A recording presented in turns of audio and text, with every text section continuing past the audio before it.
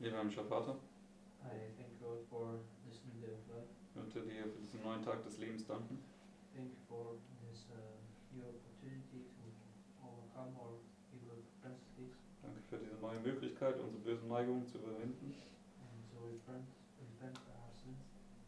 und von unseren Sünden Buße zu tun. Pray that you please guide us in this morning study. Ich bitte, dass du uns in diesem Morgenstudium führst, That you will be with us, help us to concentrate on the topic, dass du mit uns bist und dass du uns hilfst, auf das Thema uns zu konzentrieren and that you also bless the people watching it on the live stream. und dass auch die Leute, die den Livestream zuschauen, segnen mögest. Pray all these things in Jesus' name. Wir bitten all diese Dinge in Jesu Namen. Amen.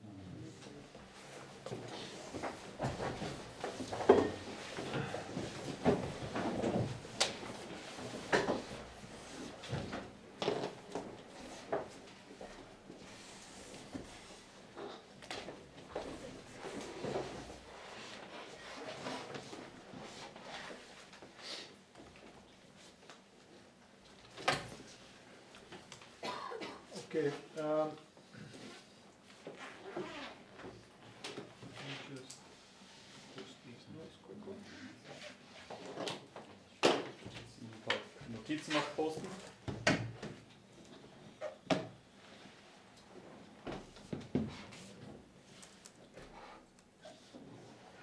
How am I going to get those in there?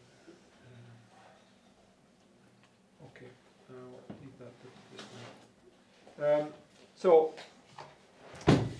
we'll sort the notes in a moment. Notizen kommen gleich. On the 1850 chart, in the bottom right-hand corner, there's a box that says explaining the time. Auf der 1850er Karte dort rechts unten in dieser Box gibt es diese Zeiterklärungen. Right? And when it says it's explain the time, it's talking about the time that was based upon the 1843 chart. Und wenn es da spricht, dass die Zeit dort erklärt wird, dann ist das die Zeit, die auch auf der 1843er Karte enthalten war.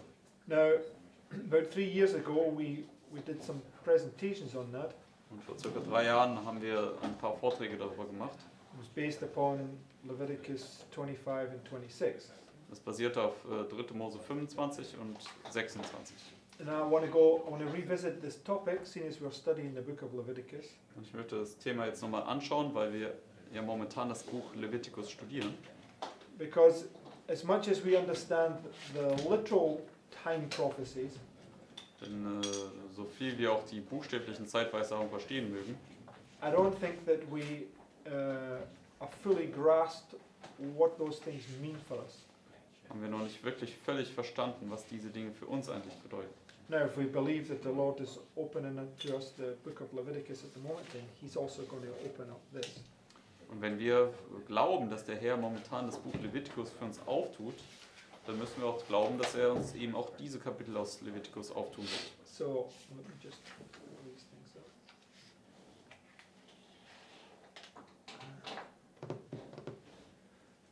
Okay. What on earth has happened here? My computer must have restarted itself in the night.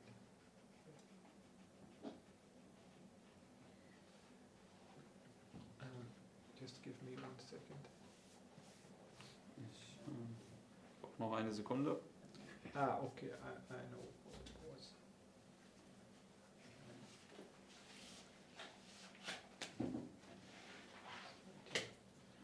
Now, I know that we taught this topic in Vienna, Ich weiß, dass wir das Thema schon mal in Wien präsentiert haben. and there must be German notes for it, but I couldn't find them. Und es muss da an sich irgendwie deutsche Notizen dafür auch geben, aber ich konnte sie nicht finden.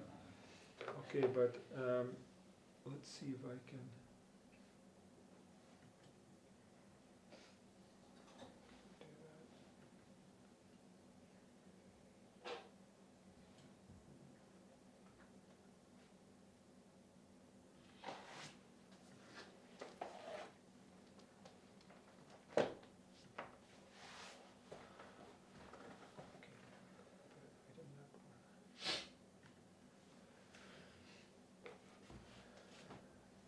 Just let me open those now and then I can post those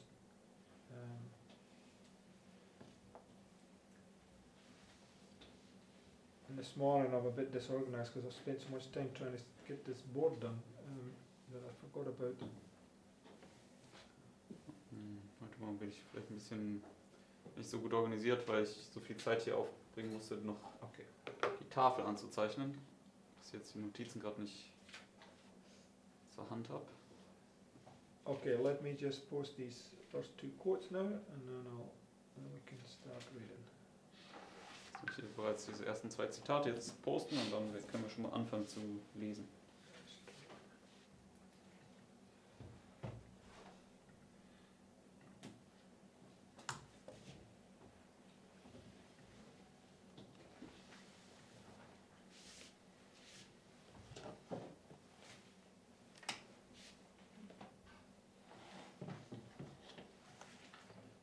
Now, two quotes here taken from manuscript releases. First one's from 5 and second one's from 13. So, 2 Zitate von Manuscript Releases, das erste aus dem 5. Band, das zweite aus dem 13. Band. Okay, so let's begin by reading those. Lass uns anfangen, die mal zu lesen.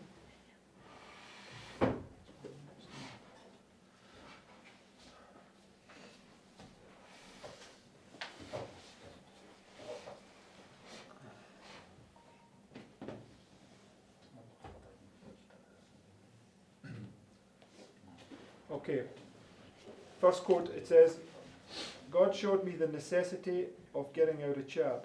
I saw it was needed and that the truth made plain upon tables would affect much and would cause souls to come to a knowledge of the truth. So she was told to get a chart out here, and what was it that you had to put on the chart? Also ihr wurde aufgetragen, hier eine Karte zu veröffentlichen. Und was sollte auf diese Karte platziert werden? The truth, right? Die Wahrheit. It says, on our return to Brother Nichols, the Lord gave me a vision and showed me that the what? The truth, right? So Sister White had a vision that she was to put the truth, that says the truth must be made plain upon tables, and that would cause many to decide for the truth by the third angel's message, with the 2 former being made plain upon tables. So the 2 former messages were what? Sie hatte hier eine Vision und da sollte die Wahrheit auf diese Karte draufgesetzt werden. Mit diesen letztendlichen, mit der 3. Engelsbotschaft und mit den 2 früheren. Und was sind diese 2 früheren? No. The third angel's message, there was 2 former. What was the 2 former? Was waren die 2 früheren Botschaften? The first and second. Die erste und zweite Engelsbotschaft. Where were the first and second angels, or should I say, which history was the history of the first and second angels' messages? Also welche Geschichte war die Geschichte des ersten und zweiten Engels? So, the Millerite history, right? Die Miller-Geschichte. From 1798 to 1844, right? Von 1798 bis 1844. They were placed on because it says, with the 2 former being made plain upon tables, right? So where's the expression made plain upon tables come from? Also mit den 2 früheren, die auf den Tafeln deutlich dargestellt werden sollen. Und wo kommt dieser Ausdruck her? From Habakkuk, right? Habakkuk, Kapitel 2. And in the Millerite history, they understood that the making of the 1843 chart was a fulfillment of the prophecy given by Habakkuk. Right? In der Miller-Geschichte haben sie ja verstanden, dass das Erstellen der 1843er Karte eine Erfüllung von Habakkuk 2 war. So, when you understand, you just bring these things together. The 1843 chart, which Sister White says God's hand was in the making of it, right? Und wenn wir das zusammenbringen, dann haben wir die Aussage von Ellen White über die 1843er Karte, dass die Hand Gottes in der Herstellung dieser Karte war. Right. And Sister White has a vision about this chart that she was to put the truth on the table to explain this chart, right? Letztendlich, Ellen White hat hier eine Vision, wo sie sagt, die Wahrheit soll auf diese Karte da gesetzt werden, um unter anderem dann auch die Wahrheiten dieser Karte hier zu erklären. Okay, next quote. Nächstes Zitat. I saw that God was in the publishment of the chart by Brother Nichols. I saw that there was a prophecy of this chart in the Bible, and if this chart is designed for God's people, if it is sufficient for one, it is for another. And if one needed a new chart painted on larger scale, all needed it just as much. So, on the 1850 chart, it says published by Otis Nichols, right? Die 1850er Karte sagt es dort, veröffentlicht von Otis Nichols. Okay, and this is whose house she was at when she had this vision, right? Und in seinem Haus war sie, als sie diese Vision hatte. So she had this vision to put the truth upon tables, and God was in the publishment of this chart by Brother Nichols, right? Sie hatte diese Vision, dass die Wahrheit auf diese Karte kommen soll, und Gott war dann in der Veröffentlichung der Karte von Nichols. Now, just based upon this alone, right? There should be no arguments at all about the prophecy of the 2520, right? Basierend auf solchen Aussagen wie diese sollte an sich gar kein Argument geben gegen die 2520. But all these theologians, if I want to use that expression, think that James White is more authoritative than Sister White herself, right? Aber diese Theologen, die denken irgendwie, dass James White größere Autorität hätte als Ellen White hier. Okay, so the point is, whether or not they believe or not, this is a dilemma that we have, right? Also ganz gleich, ob man es glaubt oder nicht, das ist ein Dilemma, was wir haben. Okay, now, so I wanted to take this box in the corner and write it on the board, but I didn't have enough time. This would have took me a bit of time to write it out. Und ich wollte dann sicher auf diese Box, die da unten rechts auf der Karte ist, auch auf die Tafel schreiben, aber das habe ich zeitlich leider nicht geschafft. Okay, now,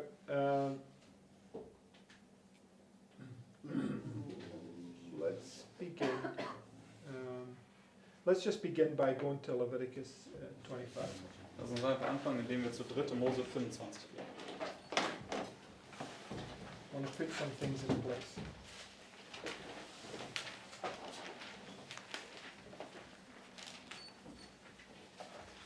Mose 25, da möchte ich jetzt ein paar Dinge an den Platz setzen. Now, as we've already been understanding, the book of Leviticus is the gospel in figures and symbols, right? Wie wir bereits verstehen, ist das 3. Buch Mose letztendlich das Evangelium, einfach nur in Typen und Symbolen dargelegt. So many of the arguments about this prophecy, what's it got to do with Jesus Christ? Und viele sagen ja, was die Prophetie angeht, ja, was hat das mit Jesus Christus zu tun? And it really shows you how narrow-minded Seventh-day Adventists have become, right? Das zeigt uns letztendlich, wie engstirnig Sieben-Tags-Adventisten geworden sind. Because as we've seen, the book of Leviticus, right, and the laws that are contained in these figures and symbols are all pointing to the cross, right? Wie wir sehen, sind ja die ganzen Symbole und Figuren und Typen im 3. Buch Mose letztendlich alle ein Typus für das Kreuz. Sie weisen alle aufs Kreuz hin. But the truth of the matter is that the Seventh-day Adventist Church love to talk about the cross, but they don't like to go to the cross, right? Also die Wahrheit an der Sache ist, die Sieben-Tags-Adventisten, die lieben, über das Kreuz zu sprechen, aber nicht ans Kreuz zu gehen. So, anyway, let's begin in Leviticus 25, which is the gospel, right? Lass uns zu 3. Mose 25 gehen, welches das Evangelium ist. Verse 1. Vers 1. And the Lord spake unto Moses in Mount Sinai, saying, Speak unto the children of Israel, and say unto them, When you come into the land which I give you, then shall the land keep a Sabbath unto the Lord. 6 years thou shalt sow thy field, and 6 years thou shalt prune thy vineyard, and gather in the fruit thereof. But in the 7th year shall be a Sabbath of rest unto the land. A Sabbath for the Lord, thou shalt neither sow thy field, nor prune thy vineyard. Right? So, Bis Vers 4. clear commands. When they came into the land, they were to follow this agricultural cycle. Also ein klares Gebot, dass wenn sie ins Land eintreten würden, dann sollten sie diesen landwirtschaftlichen Zyklus befolgen. Right? So, it says, verse 3, Vers 3 sagt es. 6 years shall thou sow thy field, and 6 years thou shalt prune thy vineyard, right? Also 6 Jahre sollst du dein Feld besehen und 6 Jahre deinen Weinstock schneiden And gather in thy fruit, right? und deine Früchte einsammeln. So there's two things that they're commanded to do, Es right? gibt also 2 Dinge, die ihnen geboten wurden zu tun. To sow and to harvest, right? Zu sehen und zu ernten. Yes, yes. Ja? So Now, I've done it here. I've laid out this thing. These boxes here represent 7 years. Also diese Boxen hier repräsentieren insgesamt 7 Jahre. So, like for instance, first box is like this, second box like this, so on, right? Die erste Box oder das erste Jahr ist dann das hier, zweite Box oder zweite Jahr das hier und so weiter und so fort. Okay, so when they come into land, they were to sow and then to harvest. To sow, to harvest, to sow, to harvest, to sow, to harvest, etc., etc., all the way down, right? Wenn sie ins Land kommen, sollten sie säen und ernten und so weiter und so fort. Now, when was the harvest? Wann war denn die Ernte?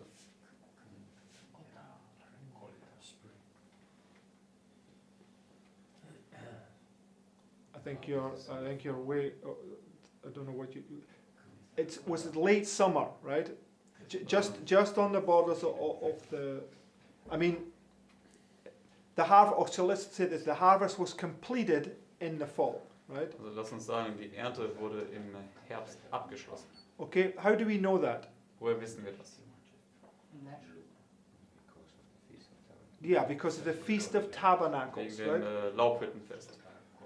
What were they to do on the Feast of Tabernacles? Was sollten sie am Laubhüttenfest tun? Or let me ask another. When was the Feast of Tabernacles? Wann war das Laubhüttenfest?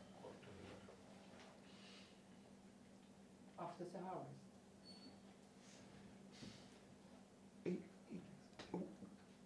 Yes, but when was the Feast of Tabernacles? Where was it directly after?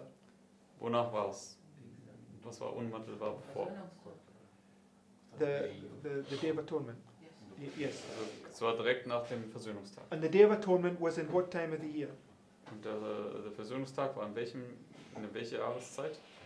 In the fall, right? Im Herbst. So directly after the Day of Atonement, they were to bring all the first fruits of their harvest and make them an offering to the Lord, right? The harvest was now finished.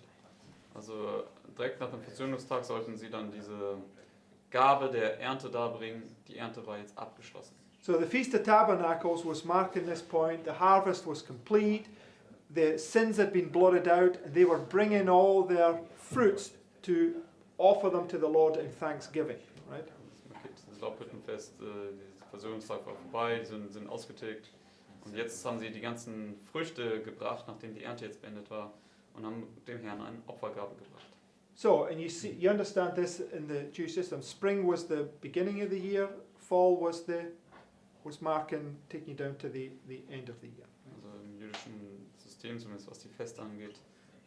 Frühling war der Anfang des Jahres und der Herbst war dann gegen Ende des Jahres. Because in that climate there, the only real, I mean, they did have winter, but they only really had two seasons, right? Spring and I don't know how to explain it. I mean, they had them, but it's not like we have it here. You have these clear, distinct. Doesn't matter. I don't know how to explain that. But Also in dem Klima, da gab es halt nicht in dem Sinne diese großen Unterschiede zwischen den Jahreszeiten. Und die hatten eher dann Sommer und Winter. the point here is in Leviticus 25, it splits it into two parts. You're to sow and you're to harvest. And that's the two parts that I want to focus on. Also in 3. Mose 25 gab es diese zwei Zeiten, du solltest säen und ernten. And how many rains was there? Wie viele Regen gab es? 2, right? 2 Regen. So when you'd sowed your seed, was marking the point where the former rain would come, right? And then at harvest time, the latter rain would come to bring you to bring in the harvest, Wenn right? man Samen ausgesät hat, das war dann, wo der Frühregen kam, und der Spätregen war dann der Beginn, wo die Ernte anfing eingebracht zu werden. Okay, Just But- one point, I mean, yes, some harvest already started in spring. yes, but I'm marking, yes, that's true, but I'm marking the point that you're talking about the first fruits. But I'm talking about the point where the harvest is finished. It finishes in Also eine gewisse Ernte fing auch schon im Frühling an, zum Beispiel das mit der Gerste für die Erstlingsfrüchte, aber ich möchte jetzt über den Punkt sprechen, wo die Ernte abgeschlossen wurde. Das war im Herbst. Okay, so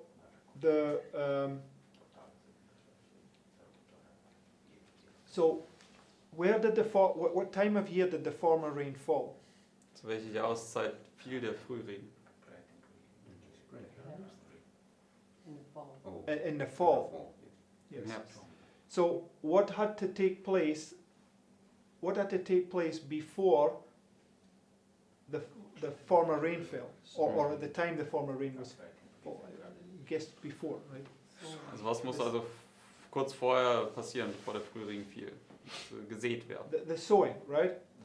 So as soon as like here you see it, right? As soon as the farmer harvests his field, he's plowing it up and he's already beginning to sow for the next crop, right? Also hier kann man das auch sehen, dass in manchen Fällen, wenn die abgeerntet sind, er das direkt wieder pflügt und schon Sachen einsät für das nächste Jahr.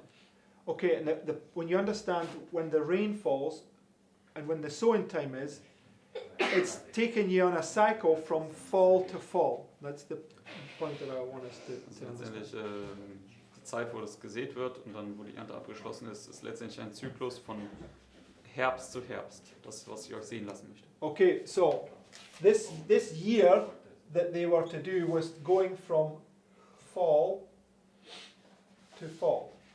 Also dieser landwirtschaftliche Zyklus, also von Aussaat bis zur Vollendung der Ernte, war immer von Herbst zu Herbst.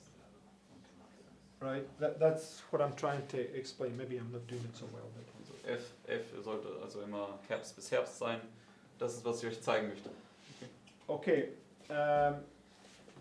so let's just post this next quote. Lesen wir das You nächste post Zitat. it, Lawrence, it's Patriarchs and Prophets 531.3. Just post the German one for us. 531.3.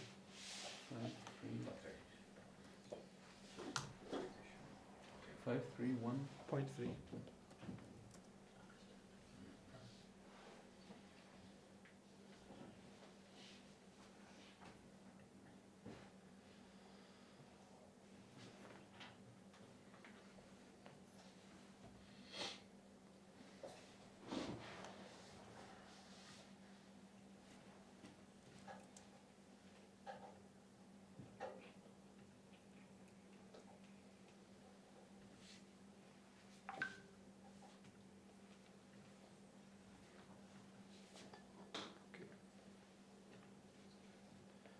Right, let's go to that first quote there.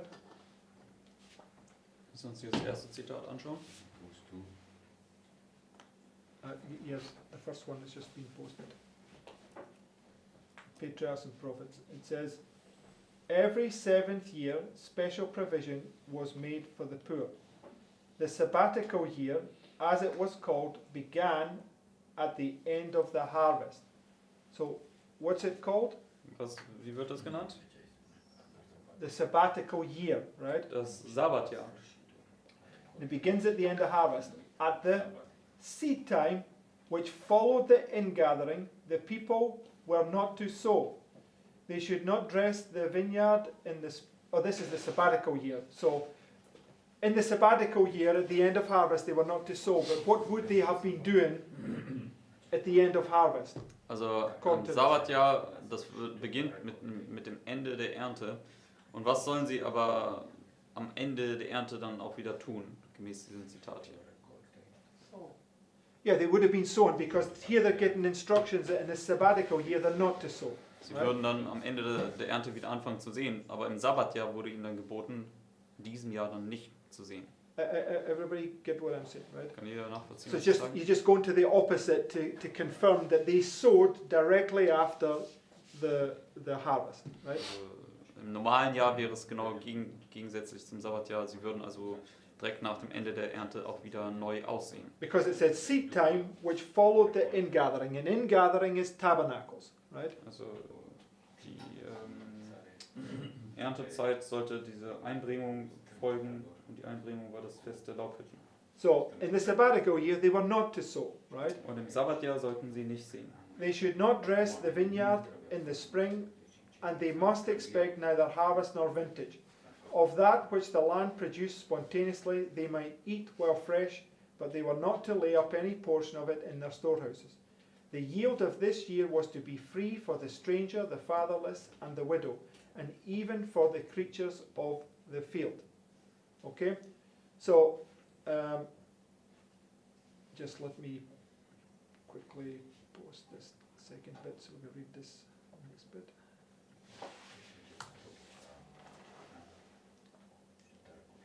Okay, go to this next quote now. Lass uns zum nächsten Zitat gehen. Just one line from manuscripts 121. Also ein Satz aus MS 121. It says, these laws were written down, and the 7th year after they settled in Canaan was to be a Sabbath year. So, question, based upon all this information, when did they enter Canaan? Also Frage an euch, basierend auf dieser ganzen Information, wann sind sie in Kanaan eingetreten?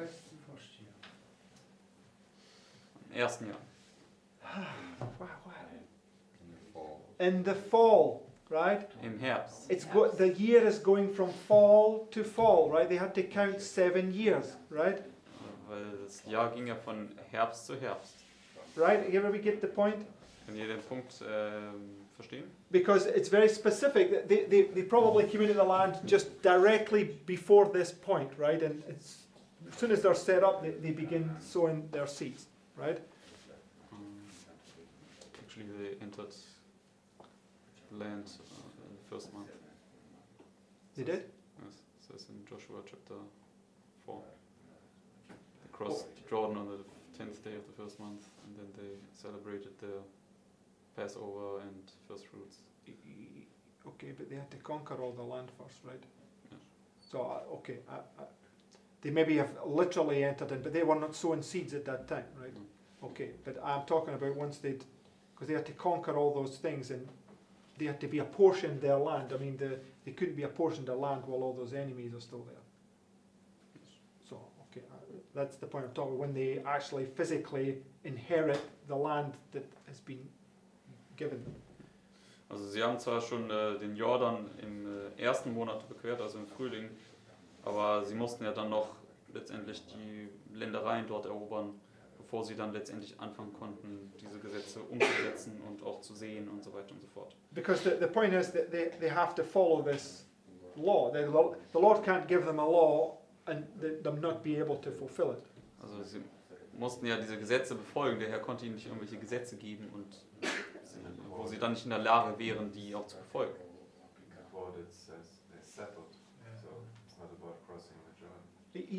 The point I was made, when they're actually on the land now, that they are going to sow their seeds, right? Also es sagt ja auch hier im Zitat, dass sie in Kanaan jetzt sozusagen sich niedergelassen haben, deswegen das ist nicht gewesen, als sie den Jordan überquert haben, sondern nachdem sie die Ländereien erobert haben. Okay, so go to Genesis chapter 1. Gehen wir zu Genesis Kapitel 1.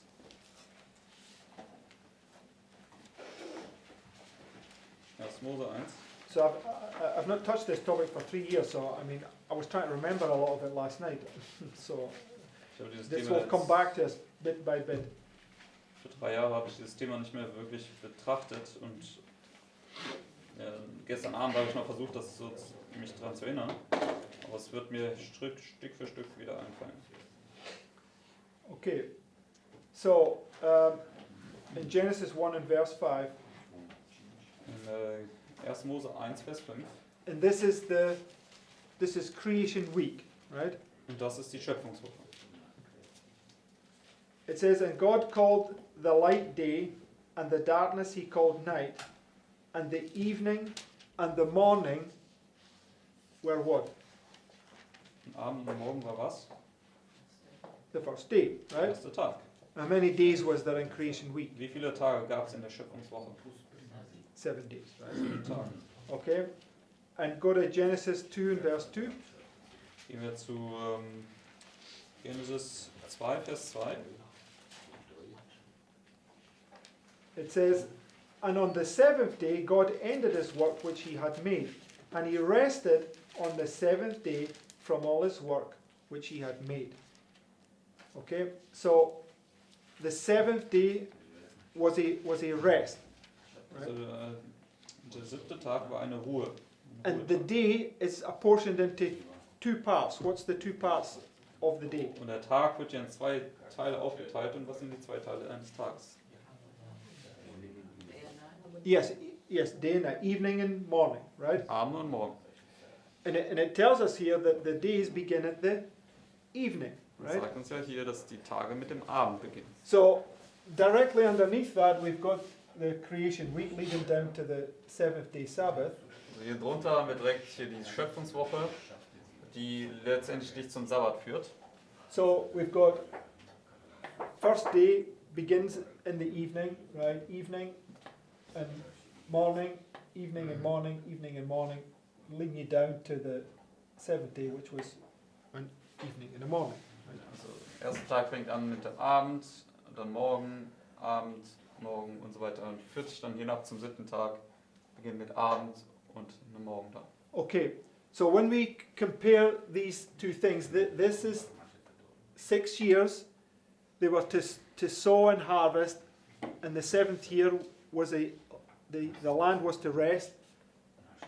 6 days they were to work, right? And the seventh day was a rest. What do we now have? Also wenn wir das vergleichen, 6 Jahre sollten sie säen und ernten und am 7. Jahr war eine Landruhe und 6 Tage sollten sie arbeiten, am 7. Tag war die Ruhe. Was haben wir dann, wenn wir das vergleichen? Yes, we have the year-day principle, right? Wir haben das Jahr-Tag-Prinzip. That a year equals a day, right? Dass ein Jahr einem Tag gleich ist. Many people who studied out would agree that this is the first place in the Bible where the Lord parallels a day with a year, right? Viele Leute, die die Bibel studieren, würden damit zustimmen, dass das hier der erste Ort ist in 3. Mose 25, wo der Herr einen Tag und ein Jahr miteinander gleichsetzt. Sorry, isn't it a week? A what? A week? What's a week? Not a day, but a week. It's of days. 1 day, 2 day, 3 day, 4 day, 5 day, 6 day, 7 day. This is 7 years, 1 Yeah, year. okay. So what I was saying is this rest, this 7th year rest parallels this 7th day Sabbath, Also right? letztendlich die einzelnen Tage sind mit den einzelnen Jahren gegenübergestellt und so, dass du dann am letztendlich den 7. Tag, den Sabbattag parallel hast mit dem 7. Jahr, dem Sabbat. Okay. Ja. So, and we'll come to the week as we go through because that's a different symbol that represents this cycle, right? Und wir kommen auch noch zu dieser Woche. Das ist noch ein anderes Symbol, was diesen Zyklus darstellt. Okay. So, but the point is, it's this understanding that set up Miller, based upon other scriptures also, to understand Leviticus 26, right? Und das war dieses Verständnis unter anderem, was Miller dann auch dazu geführt hat, die 3. Mose 26 zu verstehen, also 2520. Okay. Okay, let's just.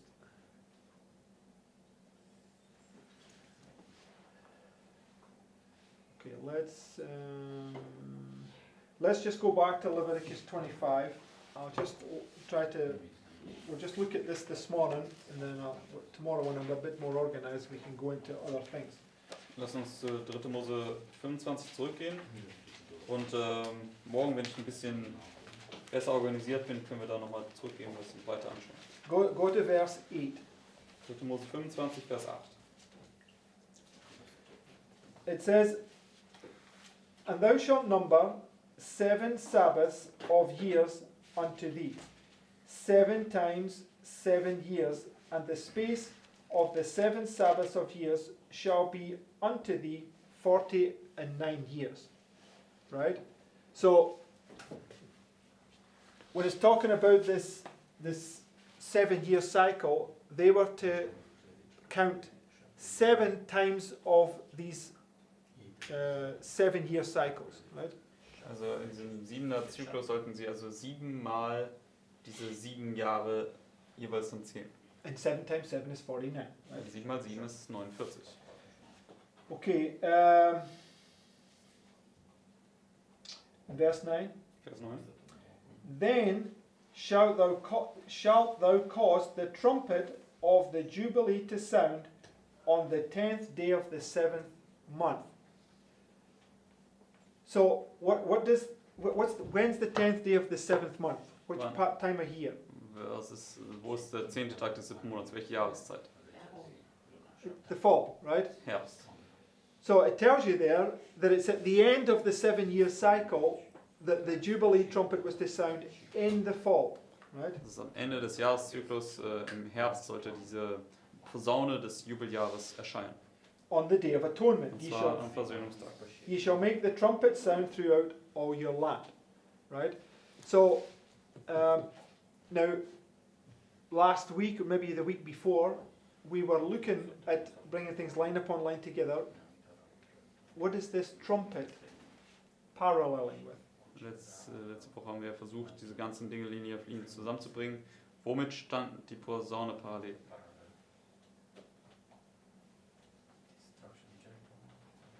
Yes, the destruction of Jericho, right? Die Zerstörung Jerichos. How many times were they to walk around Jericho? Wie oft sollten sie um Jericho wandern? How many days were they to walk around Jericho? Wie viele Tage? 7 days, right? 7 Tage. So you've got 7 days paralleling this 7 days, right? Dass diese 7 Tage, die parallel sind zu diesen 7 Tagen. And on the 7th day, what were they to do? Und am 7. Tag, was sollten sie machen? They were to walk around it 7 times, Sie right? sollten um die Stadt 7 Mal gehen. And at the end of those 7 times, the trumpet was to blow loud and long, right? Und am Ende der 7 Tage sollte die Posaune laut und lang erscheinen. So here, right, you've got 7 years, Also hier haben wir 7 Jahre. and they were to count 7 times 7 years, right? Und sie sollten ja 7 mal 7 Jahre zählen, Till you get to the end of the 49th year. um zum Ende des 49. Jahres zu kommen. So the end of the 49th year was the end of the 7th year, right? Das Ende des 49. Jahres war ja auch dann ein Ende eines 7. Jahres. Just paralleling the end of the 7 days they walked around Jericho, right? Das wäre eine Parallele zum Ende des 7. Tages, wo sie um Jericho rumgingen. And what were they to sound? Und was sollten sie erscheinen lassen? The trumpet, right? Die Posaune. Okay? So you can see this, the Jubilee trumpet is a parallel to when they blew the trumpet at the end of the 7th day walking around, or the end of the 7 times they'd walked around Jericho, right? Deswegen sehen wir also, die Posaune des Jubeljahres ist also eine Parallele zu der Posaune, die am Ende der 7 Tage vor Jericho posaunt wurde. And we also looked at Moses on Mount Sinai. 3 days they were to wash or 2 days they were to wash their clothes, and the 3rd day they were to be ready, and it's marking Pentecost, right? Und wir haben uns auch Mose am Berg Sinai angeschaut. 3 Tage sollten sie sich vorbereiten für Pfingsten und am 3. Tag sollten wir bereit sein für when the Lord comes down. On Mount Sinai. Wenn als der Herr auf Berg Sinai herabkam. And it was marking Und Pentecost. das markierte Pfingsten. Okay? So it was marking Pentecost, 50, Das right? markierte ja Pfingsten und Pfingsten ist der 50. Tag. Right? Richtig? And what was the sign for them to come up to the mount? Und was war das Zeichen für sie, zum Berg hinaufzukommen? We're so forgetful. Go to Exodus 19. Sehen wir dazu 2. Mose 19.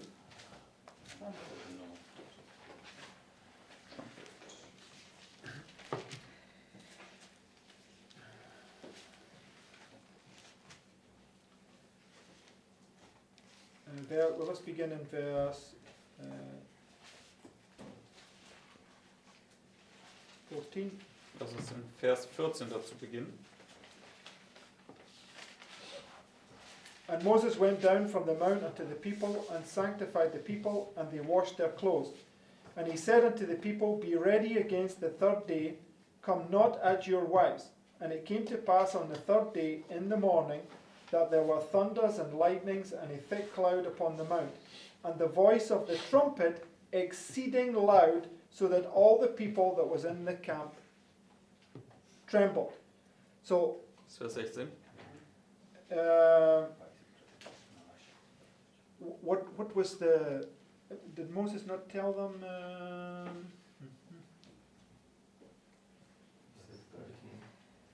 You mean the trumpet sounded long?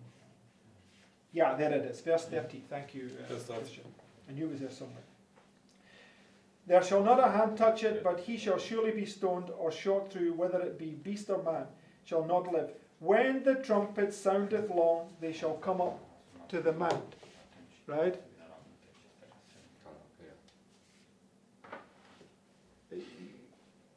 Yes, that could well be. And when you go to William Foy's vision, where was the point that no man could cross, or the wicked Also could wenn not wir cross? zur Vision von William Foy kommen, wo war diese Trennlinie, wo die Gottlosen nicht drüber kamen? What did they come up to? Wo sind sie hingekommen? A mountain of water, as clear as crystal. Zu Right? diesem Wasserberg, der klar wie Kristall war. Okay, so you can see that Mount Sinai, and Sister White, the Bible in the book of Hebrews compares, I think it's in the book of Hebrews, compares Mount Sinai to the church of the firstborn in heaven, right? Which is this mound of water, right? Or crystal.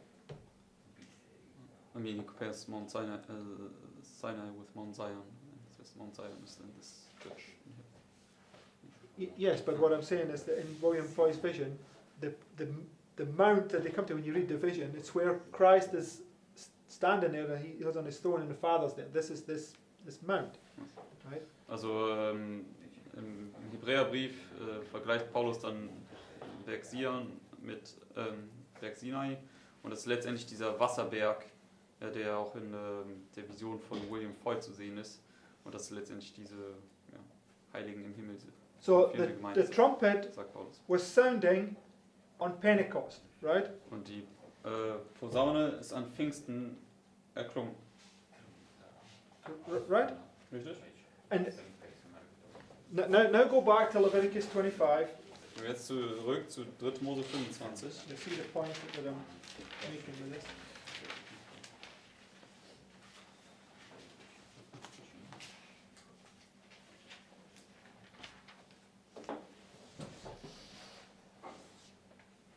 And let's read verse 9 again.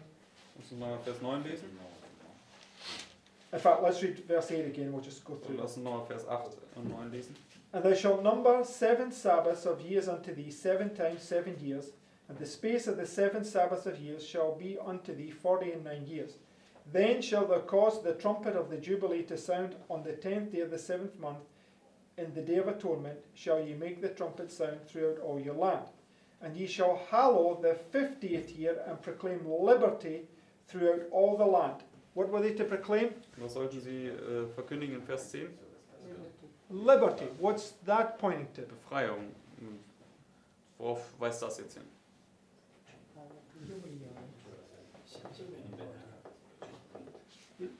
Okay, all those things might be true, but the word liberty, what is it pointing to? Where do we get the understanding from this word? Wo kriegen wir das Wort Freiheit her? Wo wird uns das erklärt?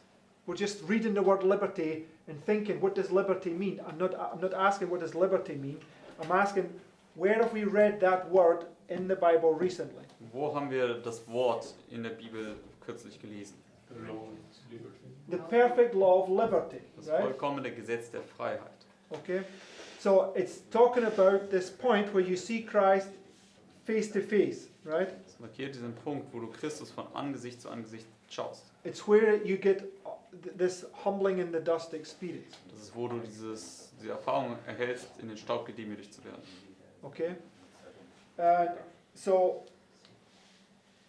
here, when you come to the end of the 49th year and the trumpet blows, what's it marking the beginning of? Also wenn du zum Ende des 49. Jahres kommst und die Posaune erschallt, was markiert es jetzt, was fängt dort an? No, Margaret. The Sabbath year. Jubilee. The Jubilee year, yes. Also das Jubiläum. Okay, so just go back to verse 9. Lass uns nochmal Vers 9 lesen. It says, then shall the cause the trump. Okay, verse 8 again, right? Oder dann nochmal Vers 8. And thou shalt number 7 Sabbaths of years unto thee. So what were they to number, Margaret? Was sollten sie zählen? 7 Sabbaths. 7 Sabbaths. So where are they now when you get to the seventh Sabbath, where are you? 7 Sabbate. Also wenn du 7 Sabbate gezählt hast, wo bringt dich das hin? Okay, so 7 times 7. So where are you? When you get to times 7, where are you on that line? 7 mal 7, wenn du das 7 mal jetzt berechnet hast, wohin bringt dich das jetzt in der Zeit? At the end, right? Das ist jetzt am Ende des Sabbatjahres. If you were at the beginning of it, it wouldn't be 49 years, Wenn right? du noch am Anfang des Sabbatjahres stehen wirst, wäre es noch nicht 49 Jahre. So the trumpet's blowing at the end of it, right? Also die Posaune erschallt also am Ende des 7er Zyklus. Now go to verse 10. Jetzt gehen wir zu Vers 10. And ye shall hallow the 50th year, right? So when the trumpet's blowing, what's it marking? Also du sollst das 50. Jahr heilig halten. Wenn die Posaune erschallt, was markiert ist? Das 50. Okay, Jahr. the 50th. And where did we just say that the trumpet sounding on Mount Sinai marks? Und was haben wir gerade gesagt? Was markierte die Posaune, die am Berg Sinai erschallte? So it's good. Pentecost. Pfingsten. What's Pentecost? Und was ist Pfingsten? What's Pent mean? Was bedeutet das Wort 50, right? Pentekost im Griechischen ist 50. The point I'm trying to make, you can see that the trumpet at Jericho, the trumpet at Sinai, and this trumpet, they're all marking the same point in time, Wir right? also sehen die Posaune am Sinai, die Posaune dort bei Jericho und diese Posaune hier für das Jubeljahr markieren alle denselben Zeitpunkt. Right? Richtig? Okay, now let's read what happens in that year, right? Und lass uns lesen hier weiter, was in diesem Jahr dann passiert, in diesem Jubeljahr. Verse 11. Vers 11. A jubilee shall that 50th year be unto you. Ye shall not sow, neither reap, that which groweth of itself. So, if you're not to sow, not to reap, what is it? Also wenn du nicht sehen noch ernten sollst, was ist es dann? It's a Sabbath, right? Das ist ein Sabbat. Das ist Okay. ein Sabbat. Ye shall not sow, neither reap, that which groweth of itself in it, nor gather the grapes in it of thy vine undressed. For it is the Jubilee. It shall be holy unto you. Ye shall eat the increase thereof out of the field. In the year of this Jubilee ye shall return every man unto his possession. So, what's happening to 13. every man in the Jubilee? Was passiert mit jedem Mann hier im Jubeljahr? Yeah, they're being set free, right? Sie kriegen alle ihre Besitztümer zurück, sie werden freigesetzt. And if thou sell out unto thy neighbour, or buyest out of thy neighbour's hand, ye shall not oppress one another. According to the number of years after the Jubilee, thou shalt buy of thy neighbour, and according unto the number of years of the fruits, he shall sell unto thee. Das ist So, Vers 15. in the year of Jubilee, it was a year of release, basically, right? It was a year where everybody that was a servant to somebody else that had, we'll have to go in and look at these things to understand it better, but if you were a servant, you were set free. Also letztendlich, das Jubeljahr war auch ein Erlassjahr, deswegen, wenn du auch zum Beispiel ein Knecht warst, wurdest du freigesetzt in diesem Jahr. So, being set free, what is it symbolizing? What would we parallel this? Freigesetzt wirst, womit würden wir das parallel setzen? Sorry? Yes, liberty, but Das ist Freiheit. give me another story where God's people are set free. Gib mir eine weitere Geschichte, wo Gottes Volk freigesetzt wird. Yes, at the Passover, right? Passa zum Beispiel. And the Passover, they came out of Egypt, right? Am Passa kamen sie aus Ägypten heraus. Okay, so really can see that all these feasts, they're all really pointing to the same, they're all teaching the same truth, right? They're all teaching the same plan of redemption, how the Lord is going to set you free from your sin. Wir können sehen, diese ganzen Feste, sie lehren uns letztendlich diesen selben Erlösungsplan, wie wir von unserer Sünde freigesetzt werden. Because at Passover, when they were being set free from Egypt, what had to be on the doorpost? Denn am Passa, als sie aus Ägypten befreit worden sind, was musste an ihren Türpfosten sein? Yes, the blood on the doorpost, right? Das Blut des Lammes. And the Jewish people, by tradition, they had their names on the doorposts. Und die Juden hatten per Tradition ihren Namen immer auf den Türpfosten stehen gehabt. Okay, and so the blood was covering their name, right? In dem Sinne hat dann das Blut ihren Namen überdeckt. What does the blood represent? Und was stellt das Blut dar?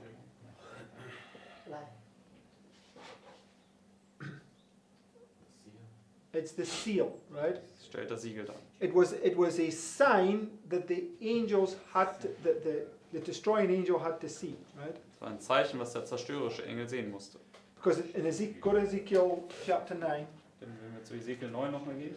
So we're just making sure that our minds understand these things correctly. Wir wollen nur sicherstellen, dass unser Kopf, unser Verstand das richtig versteht.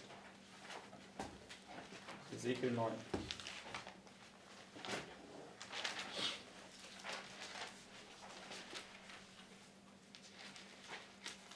Verse 4. Ezekiel 9, Vers 4. And the Lord said unto him, Go through the midst of the city, through the midst of Jerusalem, and set a mark upon the foreheads of the men that sigh and cry for all the abominations that be done in the midst thereof. And to the others he said in mine hearing, Go ye after him through the city, and smite, let not your eyes spare, neither ye have pity. Slay utterly old and young, both maids and little children and women, but come not near any man upon whom is the mark, and begin at my sanctuary. They began at the ancient men which were before the house. Das ist Vers 6.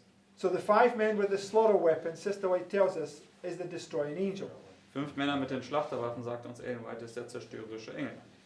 Who is the destroying angel not to destroy? Und wen sollte der zerstörerische Engel nicht zerstören? Those that had the mark, right? Diejenigen, die das Malzeichen haben. Those that had Die das Zeichen haben. those that had the blood on the doorpost. Diejenigen, die also das Blut an Türpfosten haben.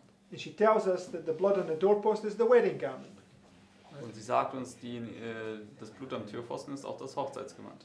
And when Joshua, the high priest, right, he says, take away his filthy garments, give him this beautiful garment. Und bei Josua sagt es ja, nimm die schmutzigen Kleider weg und gib diese schönen Festkleider. Right? It tells us that Satan can no more have any dominion over him. Und sagt uns Ellen White, dass Satan dann ab sofort keine Herrschaft mehr über Josua ausüben kann. Because his sins have been blotted out, he's received the seal of God, he's got the crown, and never again can Satan lead him to break God's law. Seine Sünden sind ausgetilgt worden, er hat das Siegel Gottes und Satan kann ihn nie wieder dazu führen, Gottes Gesetz zu übertreten. So just go to John chapter 8. Gehen wir jetzt zu Johannes 8. We will close on this point. Wenn wir mit dem Punkt zum Abschluss kommen.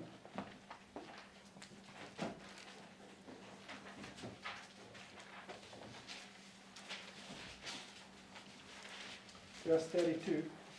Johannes 8, Vers 32.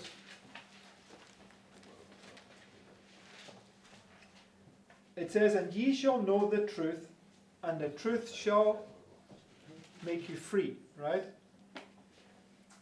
And they answered him, saying, We be Abraham's seed, and we were never in bondage to any man. How sayest thou, ye shall be made free? So the Jews right here, what are they denying? Das ist Vers 33. Was verleugnen die Juden hier? What are they saying? Just literally, what are Was they sagen saying? sie hier buchstäblich gesehen? They have no evil propensities, right? Sagen letztendlich, wir haben keine bösen Neigungen. Right? We're never in bondage, Wir right? sind niemals im Knetscher. But really, that's what it means in a spiritual sense. But in a literal sense, they were saying that they were never in bondage, right? Das würde die geistliche Bedeutung sein, aber buchstäblich gesehen sagen sie, wir waren nie in Knechtschaft. But whose rule were they under? Unter welcher Herrschaft waren sie? Roman rule, right? Unter der Herrschaft der Römer. Okay. It says, We be Abraham's seed and were never in bondage to any man. How sayest thou, ye shall be made free? Jesus answered them, Verily, verily, I say unto you, whosoever committeth sin is the servant of sin. And the servant abideth not in the house forever, but the Son abideth ever. If the Son therefore shall make you free, ye shall be free indeed. Vers 36. So when he makes you free, when you receive this seal of God in your forehead, you are free for eternity. Also wenn du dieses Siegel an der Stirn bekommst, dann wirst du freigesetzt für alle Ewigkeit. And this is what this trumpet of the Jubilee is marking. It's marking liberty throughout all the land. Everybody was to be set free. Das Right? ist, was diese Posaune für das Jubeljahr dann darstellt. Jeder wurde freigesetzt. Right? Everybody follow thus far. Kann Right? jeder soweit folgen. Because we're trying to understand what these things mean to us from a symbolic value, right? Wir wollen ja auch verstehen, was diese Dinge symbolisch gesehen für uns bedeuten. But in order for us to understand it correctly, we must go back and look at these types and put everything in its right relation so that we can understand it correctly. Aber damit wir das verstehen können für unsere Zeit, müssen wir natürlich erstmal die Typen anschauen und alles richtig an den Platz setzen, sodass wir dann auch den Antitypus richtig verstehen können. So tomorrow we'll continue this, but we will start looking at how these things related to all these time prophecies that lead us down to the end of the world. Morgen wollen wir damit fortfahren und wir wollen uns dann auch diese ganzen Zeitweissagungen anschauen, die uns dann letztendlich hier zum Ende der Welt führen. Amen. Amen. Okay, so let us close. Lass uns mit Gebet abschließen.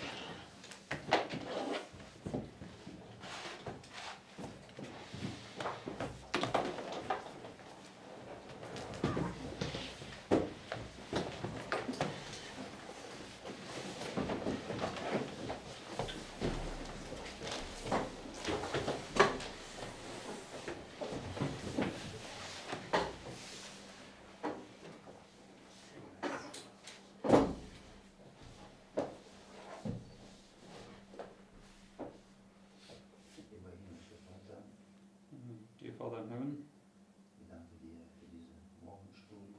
we thank you for this morning study. Wir bitten dich, verzeihen uns unsere Sünden But please forgive us our sins und hilf uns in diesem Tag über die Dinge zu nachsehen, was wir heute gelernt haben. and please help us throughout this day to contemplate those things that we just studied. Und segne uns in diesem Tag, gib uns deine Weisheit, And please bless us this day and please grant us wisdom damit wir deine Wille tun. that we can do your will. Wir danken dir im Namen Jesu. We thank you in Jesus' name. Amen. Amen.